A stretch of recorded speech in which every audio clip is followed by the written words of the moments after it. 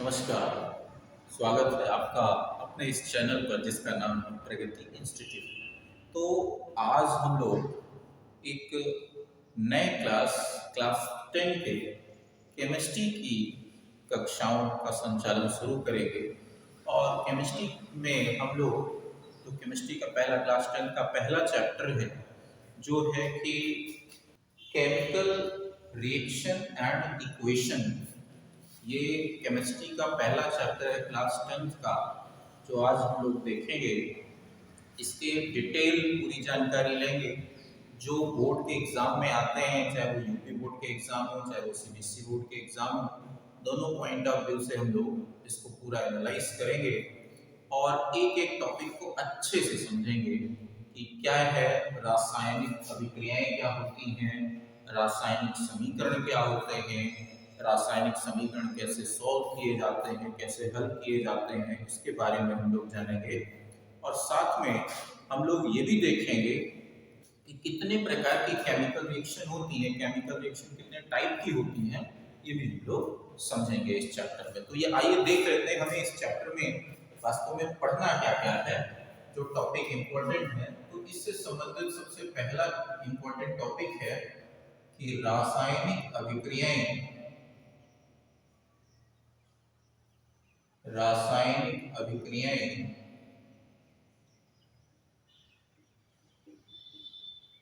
क्या है, यानी हमें क्या समझना है, रासायनिक अभिक्रियाएं क्या होती हैं, इसके बारे में हमें जानना है। साथ में हमें अगला टॉपिक जो समझना है वो समझना है कि कैसे हमें पता चलता है कि कहीं कोई रासायनिक अभिक्रिया हो रही है, यानी रासायनिक अभिक्रिया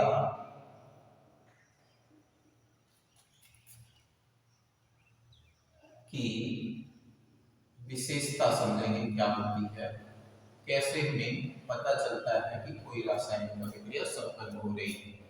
साथ में हमें पढ़ना है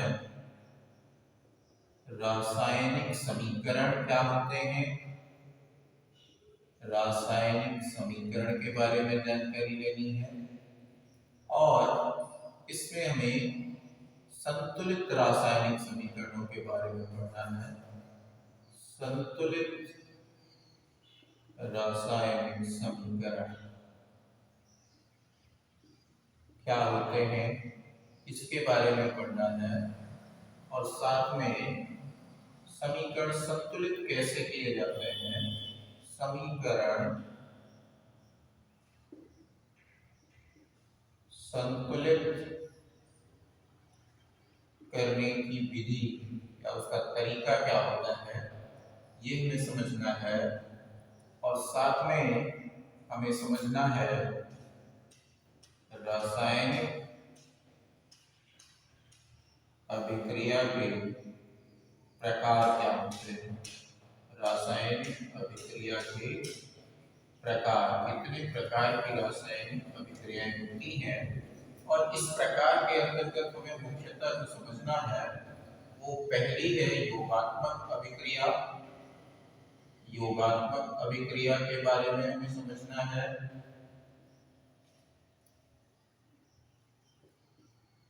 दूसरी हमें वियोजन अभिक्रिया के बारे में समझना है, या विखंडन अभिक्रिया भी कह सकते हैं। वियोजन अभिक्रिया के बारे में समझना है। इसके अलावा हमें के बारे में समझना है, प्रतिस्थापन अभिक्रिया के बारे में समझना है। फिर हमें द्विविस्थापन अभिक्रिया के बारे में समझना है। द्विविस्थापन अभिक्रिया। और लास्ट में हमें समझना है आपसीकरण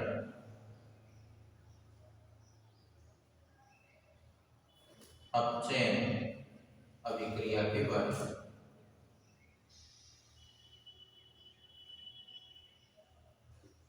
तो ये हमें 5 प्रकार की रासायनिक रासायनिक अभिक्रियाओं के बारे में जानकारी प्राप्त करनी है। और इसके अलावा हमें टॉपिक पढ़ना है संक्षारण। संक्षारण क्या होता है, और लास्ट में हमें पढ़ना है विकृत गंध्यता यानी रेसिडिटी क्या होती है, और यहाँ संक्षारण क्या होता है। इतनी चीजों के बारे में हमें इस चैप्टर में जानकारी प्राप्त करनी है। यानी रासायनिक अभिक्रिया क्या होती है, रासायनिक अभिक्रिया की क्या विशेषता होती है, यानी कैसे हमें पता चलता है कि कहीं कोई रासायनिक अभिक्रिया हो रही है या नहीं हो रही है। फिर रासायनिक समीकरण क्या होते हैं, फिर संतुलित रासायनिक समीकरण क्या होते हैं और उसको संतुलित करने की विधि हमें समझनी है। फिर रासायनिक अभिक्रियाओं के प्रकार की चर्चा करनी है, जिसमें हमें मुख्यतः योगात्मक, वियोजन, प्रतिस्थापन, विस्थापन और आक्सीकरण अपचयन अभिक्रियाओं के बारे में जानकारी देनी है। लास्ट में संक्षारण और विकृत गंध्यता के बारे में भी हमें पढ़ना है। तो ये जो टॉपिक है इस चैप्टर में हमें ध्यान देने होंगे, इन्हीं टॉपिक्स को हमें इस चैप्टर में पढ़ना होगा। तो आइए हम लोग एक एक चीजों के बारे में डिटेल में जानकारी प्राप्त करते हैं। जैसे सबसे पहला हमारे पास रासायनिक अभिक्रिया क्या होती है। तो रासायनिक अभिक्रिया एक्चुअल में हमें समझना है कि रासायनिक अभिक्रिया किसे कहते हैं। तो रासायनिक अभिक्रिया अगर हमें समझना है तो पहले हमें ये ध्यान देना होगा कि परिवर्तन, एक्चुअल में रासायनिक अभिक्रिया कुछ नहीं है। रासायनिक अभिक्रिया क्या होता है, परिवर्तन होता है, चेंज होता है, जो हमारे चारों ओर विभिन्न प्रकार के परिवर्तन लगातार हमें देखने को मिलते रहते हैं। जैसे कि आप जब अपनी कॉपी खोल रहे होते हैं तो कॉपी में पेजेस होते हैं और अचानक कभी वो पेजेस क्या हो जाते हैं, फट जाते हैं। इसके अलावा आप माचिस की तीली जलाते हैं और वो अचानक जलता है और जलकर राख हो जाता है और उसमें से धुआं उठता है। ऐसे ही और विभिन्न प्रकार के परिवर्तन जो हमें चारों ओर दिखाई पड़ते हैं। जैसे आप देखते हैं कि लोहा अगर बाहर रखा रहता है तो उसका रंग धीरे धीरे परिवर्तित हो जाता है और उसमें जंग लग जाता है। तो ये ऐसे तमाम तरह के परिवर्तन हमारी डेली लाइफ में हमें देखने को मिलते हैं। और ये जो परिवर्तन होते हैं, ये जो चेंजेस होते हैं, इसी में परिवर्तन दो तरह के हमें देखने को मिलते हैं। कुछ ऐसे परिवर्तन हमें प्रदर्शित होते हैं, देखने को मिलते हैं, जिन परिवर्तनों को हम फिर से जो कारण है जिसकी वजह से परिवर्तन हो रहा है, वो परिवर्तन अगर हम कारण अगर हम हटा लेते हैं तो परिवर्तन खत्म हो जाता है, समाप्त हो जाता है। अर्थात वस्तु जो होती है, जो व्यवस्था होती है, वो पहले जैसी हो जाती है, यानी वस्तु अपनी प्रारंभिक अवस्था में वापस आ जाती है। परंतु कुछ ऐसे परिवर्तन होते हैं जिसमें हम देखते हैं कि वस्तु कारण हटा लेने पर, जो जिसकी वजह से परिवर्तन हुआ है, वो अगर हम कारण हटा लेते हैं तो वस्तु अपनी प्रारंभिक स्थिति में वापस नहीं आ पाती है। तो इसका मतलब जो चेंजेस हमें डेली लाइफ में देखने को मिलते हैं, यानी हमें जो परिवर्तन देखने को मिल रहे हैं, वो कैसे परिवर्तन है, वो परिवर्तन दो तरह के हैं। कुछ ऐसे परिवर्तन हैं जो क्या होते हैं, अपनी प्रारंभिक अवस्था में वस्तु को वापस ला देते हैं। मतलब ऐसे परिवर्तन जिसमें परिवर्तन का कारण हटा लें तो वस्तु अपनी प्रारंभिक स्थिति में वापस आ जाती है। ऐसे परिवर्तनों को हम लोग क्या कहते हैं, भौतिक परिवर्तन कहते हैं, फिजिकल चेंज कहते हैं। ये क्या कहलाते हैं, भौतिक परिवर्तन। इसमें क्या होता है, अगर जो परिवर्तन का कारण है वो कारण हटा लिया जाता है तो वस्तु क्या होती है, अपनी प्रारंभिक स्थिति में वापस आ जाती है।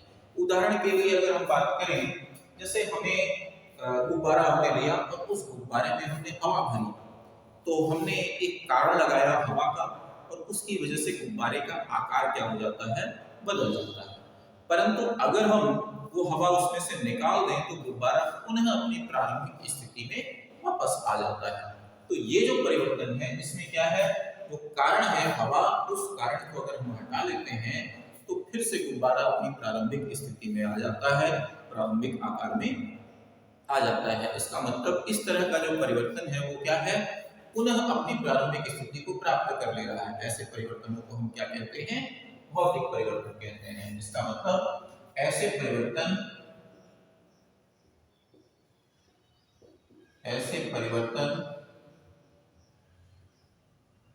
जो उत्क्रमणीय होते हैं,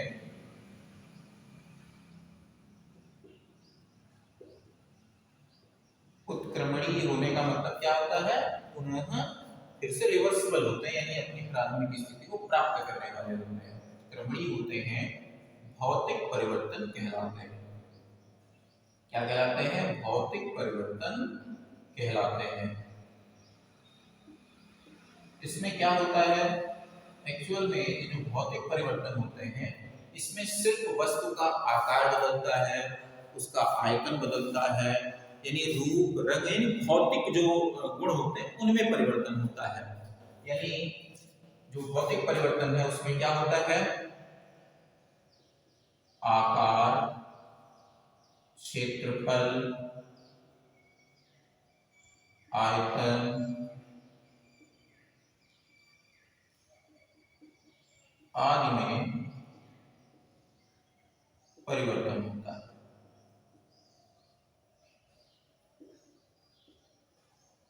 और ये कुछ समय के लिए होता है, थोड़े समय के लिए होता है। जैसे ही हम परिवर्तन का कारण हटाते हैं, वस्तु अपनी प्रारंभिक स्थिति में वापस आती है। ऐसे परिवर्तन भौतिक परिवर्तन कहलाते हैं।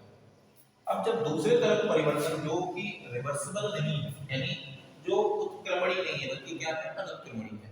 अनुत्क्रमणीय होने का मतलब जब हम परिवर्तन करते हैं तो उस परिवर्तन से हमें एक नई चीज मिल जाती है और वो नई चीज फिर से अपनी प्रारंभिक स्थिति में वापस नहीं आ सकती है आसानी से, सरलतापूर्वक।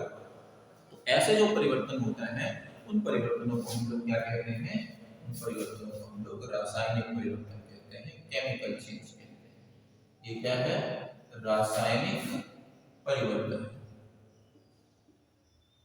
ये फिजिकल चेंज है और ये केमिकल चेंज बोले जाते हैं, रासायनिक परिवर्तन बोले जाते हैं। इसमें क्या होता है, ऐसे परिवर्तन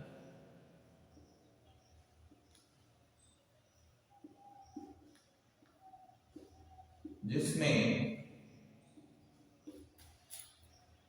नए पदार्थ का निर्माण होता है, नए पदार्थों का निर्माण होता है,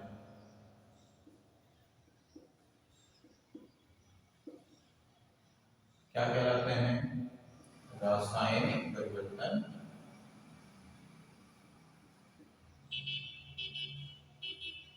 कहलाते हैं। क्या हो रहा है, नए पदार्थ बन रहे हैं, नए पदार्थों का निर्माण हो जा रहा है। ऐसे परिवर्तनों को हम लोग क्या कह रहे हैं, रासायनिक परिवर्तन। जैसे मैंने बताया कि जंग लगने की जो प्रक्रिया होती है, उस प्रक्रिया में लोहा है, उस लोहे पर अगर बाहर खुला छोड़ देते हैं तो धीरे धीरे धीरे धीरे उसका कलर बदल जाता है और उससे ब्राउन ब्राउन रंग का पाउडर जैसा पदार्थ निकलने लगता है। वो नया पदार्थ जो होता है वो पहले वाले पदार्थ से भिन्न होता है, अलग होता है, यानी ये एक नया पदार्थ होता है। और हम चाहें तो उसको फिर से लोहे में कन्वर्ट नहीं कर सकते। जो नया पदार्थ प्राप्त हुआ है उससे हम लोहा नहीं बना सकते। तो ये जो प्रक्रिया होती है इसमें क्या हो रहा है, इसमें नई चीज मिल रही है हमें। ऐसे परिवर्तन क्या कहलाएंगे, रासायनिक परिवर्तन कहलाएंगे। जैसे हम माचिस की तीली में आग लगाते हैं और माचिस की तीली जलकर राख हो जाती है, यानी लकड़ी से राख हमें प्राप्त हो जाती है। पहले लकड़ी एक पदार्थ था, उससे एक नया पदार्थ बन गया राख। हम चाहें तो राख से पुनः लकड़ी नहीं प्राप्त कर सकते। तो ये परिवर्तन क्या है, रासायनिक परिवर्तन है। तो ऐसे परिवर्तन जिसमें नए पदार्थों का निर्माण होता है, रासायनिक परिवर्तन कहलाते हैं। इसमें क्या होता है, इसमें जो पदार्थ होता है उसका भौतिक आकार या क्षेत्रफल या आयतन नहीं परिवर्तित होता है, बल्कि उसकी आंतरिक संरचना में परिवर्तन हो जाते हैं। आंतरिक संरचना में परिवर्तन होने का मतलब क्या है, मतलब उनकी आणविक व्यवस्था बदल जाती है, उनके अणुओं के जुड़ने का जो क्रम है वह परिवर्तित हो जाता है। इस तरह से जो पदार्थ प्राप्त होता है वह पहले वाले पदार्थ से भिन्न होता है। तो ऐसे पदार्थों को, ऐसे परिवर्तनों को हम लोग क्या कहते हैं, रासायनिक परिवर्तन। रासायनिक परिवर्तन होते हैं, इन्हीं परिवर्तनों को एक्चुअल में हम लोग क्या कहते हैं, रासायनिक अभिक्रियाएं कहते हैं। जो रासायनिक परिवर्तन है, इस परिवर्तन में हम देखते हैं कि हम कुछ पदार्थ लेते हैं और उन पदार्थों से हम नया पदार्थ प्राप्त कर लेते हैं। तो इसका मतलब क्या हो रहा है, जब कुछ पदार्थ हम लेते हैं और उनको आपस में मिलाते हैं, उनको आपस में क्रिया कराते हैं और आपस में क्रिया कराने पर कुछ नए पदार्थों का निर्माण हो जाता है। तो यह प्रक्रिया क्या कहलाती है? रासायनिक अभिक्रिया कहलाती है। एज एग्जाम्पल अगर हम उदाहरण के तौर पर देखें कि हम क्या ले रहे हैं, हम लेते हैं ऑक्सीजन, हम लेते हैं ऑक्सीजन और इस ऑक्सीजन को किसके साथ मिलाते हैं? हाइड्रोजन के साथ मिलाते हैं। हाइड्रोजन के साथ मिलाएंगे, कुछ विशेष परिस्थितियों में ये ऑक्सीजन इस हाइड्रोजन के साथ मिलेगी और मिलकर क्या बना देगी? जल बना देगी। तो आप यहाँ देखिए, ऑक्सीजन एक पदार्थ था, हाइड्रोजन दूसरा पदार्थ था, दोनों पदार्थ आपस में मिल रहे हैं और मिलकर जल एक नए प्रकार का पदार्थ बना दे रहे हैं। तो इस तरह का जो परिवर्तन है, ये परिवर्तन क्या कहला रहा है? रासायनिक परिवर्तन हो रहा है, क्योंकि इसमें एक नया पदार्थ बन रहा है और ये जो परिवर्तन है इसी को हम लोग एक्चुअल में क्या कहते हैं? रासायनिक अभिक्रिया कहते हैं। यानी जब दो या दो से अधिक पदार्थ आपस में मिलते हैं और उनके मिलने से कुछ नए पदार्थों का निर्माण होता है, तो उस प्रक्रिया को हम लोग क्या कहते हैं? रासायनिक अभिक्रिया कहते हैं। क्या मैंने बताया? जब दो या दो से अधिक पदार्थ परस्पर मिलते हैं और उनके मिलने से नए पदार्थों का निर्माण होता है, तो उसे हम क्या कहते हैं? रासायनिक अभिक्रिया कहते हैं। तो रासायनिक अभिक्रिया एक्चुअल में क्या होता है? रासायनिक अभिक्रिया की हम परिभाषा में लिख देता हूं, रासायनिक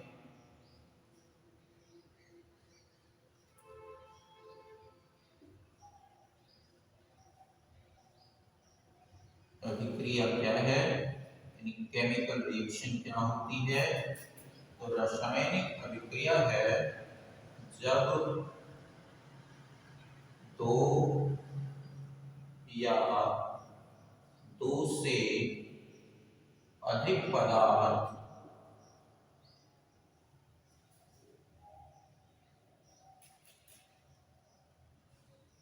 परस्पर मिलकर नए पदार्थों का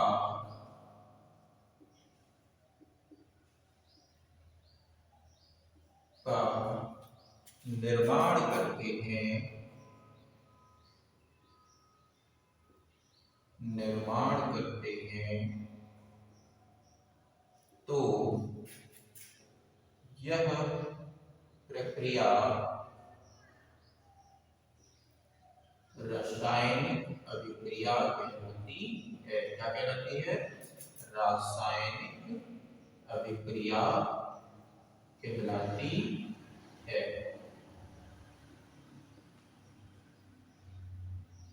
क्या हो रहा है? दो पदार्थ आपस में मिल रहे हैं और दोनों मिलकर नए प्रकार का पदार्थ बना दे रहे हैं। इसे हम क्या कहते हैं? रासायनिक अभिक्रिया कहते हैं। तो अब ये जो रासायनिक अभिक्रिया होती है, इस रासायनिक अभिक्रिया में ये जो दो पदार्थ आपस में लिए जा रहे हैं, इन दोनों पदार्थों को क्या कहा जाता है? इन दोनों पदार्थों को कहा जाता है अभिकारक। क्या कहा जाता है? अभिकारक कहते हैं, रिएक्टेंट कहते हैं। ये क्या है? अभिकारक है। और इन दोनों के बीच रासायनिक अभिक्रिया होती है और उस अभिक्रिया के बाद जो पदार्थ बन रहा है, यहाँ पर दूसरा पदार्थ बन रहा है, इस पदार्थ को हम क्या कहते हैं? उत्पाद कहते हैं या प्रोडक्ट कहते हैं। यानी हम दूसरी परिभाषा भी इस तरह बना सकते हैं कि जब अभिकारक परस्पर मिलकर उत्पाद का निर्माण करते हैं, तो यह प्रक्रिया क्या होती है? रासायनिक अभिक्रिया कहलाती है। क्या? जब अभिकारक परस्पर मिलकर उत्पाद का निर्माण करते हैं, तो यह प्रक्रिया क्या कहलाती है? रासायनिक अभिक्रिया कहलाती है।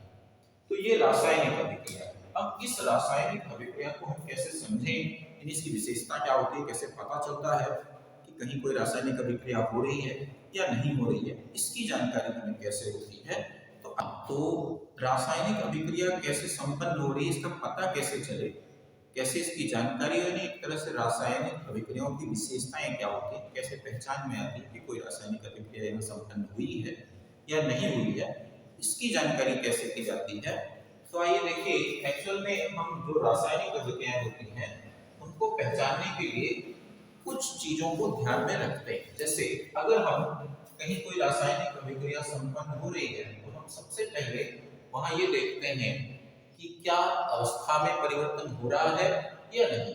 तो सबसे पहले क्या है, भौतिक अवस्था में परिवर्तन। भौतिक अवस्था में परिवर्तन अगर हो रहा होगा तो वहां रासायनिक अभिक्रिया हो रही होगी, ऐसा संभव है। जैसे अभी मैंने बताया कि अगर हम क्या कर रहे हैं, अगर हम ऑक्सीजन और हाइड्रोजन इन दोनों को मिला रहे हैं और इन दोनों के मिलाने से हमें जल प्राप्त हो रहा है। तो आप देखिए, ऑक्सीजन क्या है, गैस है, हाइड्रोजन क्या है, गैस है, और इन दोनों के मिलने से जल बन रहा है। ये क्या है, लिक्विड है, द्रव। तो आप देखिए, ऑक्सीजन और हाइड्रोजन परस्पर मिलकर जल बना रहे हैं, यानी इनकी भौतिक अवस्था परिवर्तित हो जा रही है, जल के रूप में इनका परिवर्तन हो जा रहा है। तो ये परिवर्तन क्या कहलाता है, ये परिवर्तन रासायनिक अभिक्रिया कहलाता है, क्योंकि इसमें इन दोनों पदार्थों की भौतिक अवस्था का परिवर्तन हो जा रहा है। ऐसे ही एक दूसरी प्रक्रिया होती है, एक दूसरा प्रोसेस है जिससे हम पहचान सकते हैं कि कहीं कोई रासायनिक अभिक्रिया संपन्न हो रही है या नहीं हो रही है। वो होता है रंग में परिवर्तन, चेंज इन कलर। कलर में परिवर्तन, रंगों में परिवर्तन भी देखने को मिलता है। जैसे अभी मैंने बताया कि लोहे पर जो जंग लगने की प्रक्रिया है वह एक केमिकल रिएक्शन है, एक रासायनिक अभिक्रिया है, और उसमें हम देखते हैं कि लोहे का कलर जो होता है, लोहे का जो रंग होता है वह परिवर्तित हो जाता है और बदल जाता है। तो इसका मतलब क्या हो रहा है, जहां रंग में परिवर्तन हमें देखने को मिलता है वहां पर भी क्या होती है, रासायनिक अभिक्रिया हो रही होती है। ऐसे ही एक तीसरा है गैस का उत्सर्जन। ये तीसरी पहचान है रासायनिक अभिक्रिया की कि जहां रासायनिक अभिक्रिया हो रही होगी वहां पर गैस का उत्सर्जन हो रहा होगा, यानी वहां गैस निकल रही होगी, बाहर आ रही होगी। जैसे कि अगर हम कैल्शियम कार्बोनेट को रिएक्ट कराते हैं तो उसमें हम देखते हैं कि कैल्शियम कार्बोनेट की जल के साथ जब अभिक्रिया होती है तो उस अभिक्रिया में कैल्शियम हाइड्रोक्साइड का निर्माण होता है और कार्बन डाइऑक्साइड गैस बाहर निकलती है। तो ये जो प्रक्रिया है इसमें क्या हो रहा है, मैंने क्या बताया, कैल्शियम कार्बोनेट, कैल्शियम कार्बोनेट जल से क्रिया करता है और जल से क्रिया करके क्या बनाता है, ये बनाता है कैल्शियम हाइड्रोक्साइड और साथ में बनता है कार्बन डाइऑक्साइड।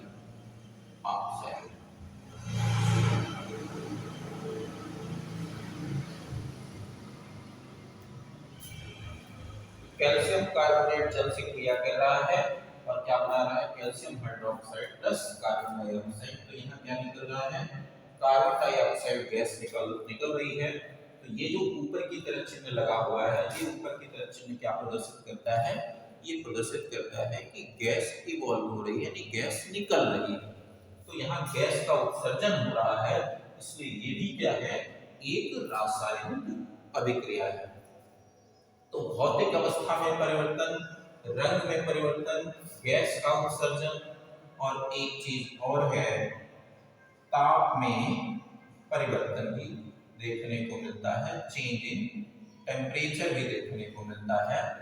कहीं जब ताप में परिवर्तन हो रहा होता है तो वहां पर भी रासायनिक अभिक्रिया संभव हो सकती है।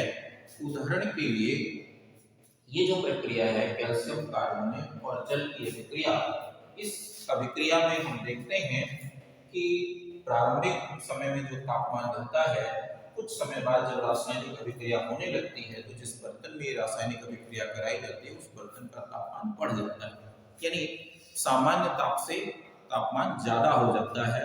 जो ये प्रदर्शित कर रहा है कि यहाँ तापमान में परिवर्तन दिख रहा है, इसका मतलब यहाँ पर भी रासायनिक अभिक्रिया संपन्न हो रही है। तो इस तरीके से रासायनिक अभिक्रिया क्या होती है और रासायनिक अभिक्रिया कैसे पहचानते हैं कि कहाँ रासायनिक अभिक्रिया हो रही है, ये पहचान लिया जाता है। तो ये रासायनिक अभिक्रियाएं हैं।